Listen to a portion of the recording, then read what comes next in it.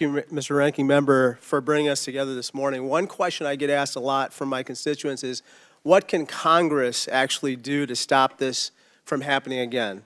And I'd like to share a graphic from a very recent study conducted by Professor Robert Pape, a world-renowned expert in combating political violence. The graphic shows that 74% of Americans want this Congress to come together to denounce political violence of all stripes, and you can tell it's across party lines. I commend the chair and ranking member for putting out the statement the other day condemning political violence, and to further this effort, I'd like to ask all my colleagues to join Dr. Brad Wenstrup and me in introducing a resolution that we think can secure unanimous House passage in deploring and condemning political violence, and we will be circulating that resolution shortly. Director Cheatle, as you know, the shooter began shooting at 6:11 p.m. Eastern on July 13th. NBC reported that at 5:51 p.m., 20 minutes before the shooting began, the state police informed the Secret Service of their concern. Now, the rally was not paused at that point, correct? No. And according to NBC, just 2 minutes later, at 5:53 p.m., the Secret Service notified its snipers about the gunman. The rally wasn't paused at that point either, correct? No. Let me show you some video footage by rally goers. If you could play the video on the screen up here. This was taken 2 minutes before the shooting started. If you could turn up the volume. Criminals. We have criminals. He's on the roof. He's right. We have people that Right should not be here, right on the roof. It's much He's tougher standing than up now. it happens. You went right on the roof, big guy. Up here. Ma'am, that doesn't look like suspicious behavior. That looks like threatening behavior to me. And the rally wasn't paused at that point either, correct? I can tell you, as I stated earlier, sir, that the moment that the shift surrounding the president were aware of an actual threat. That's a threat right there. The guy's on the roof and everybody's yelling at him. Yes. And directing the officer's attention to him. The rally was not paused at that point, correct? We are currently still combing through communications and when communications were passed. Well, I can point you to this communication. It's 2 minutes before the shots started ringing out. Director Cheatle, yes or no? Was there ever a moment where the Secret Service actually considered pausing the rally?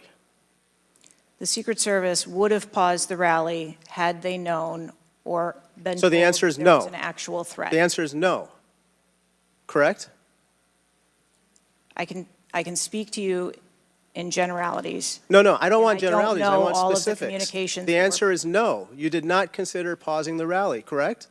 The people that are in charge of protecting the president on that day would never bring the former president out if there was a threat that had been identified. Well, they did, because we've now identified 3 points in the 20 minutes before the shooting that the threat emerged. Let me point you to something else, which is the building that the shooter was perched on, seen here. This building is called the AGR building. I'm sure that you're familiar with it.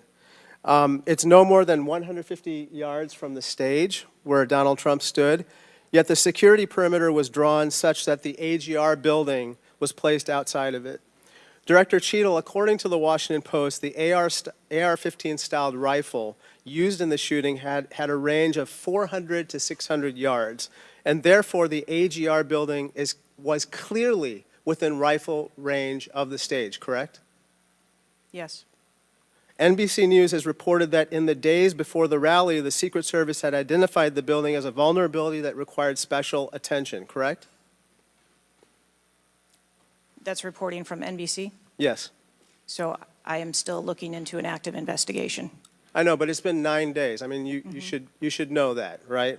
And yet, despite the fact that the AGR building was in rifle range of the stage and it was flagged as a vulnerability, this building was put outside of the Secret Service's security perimeter.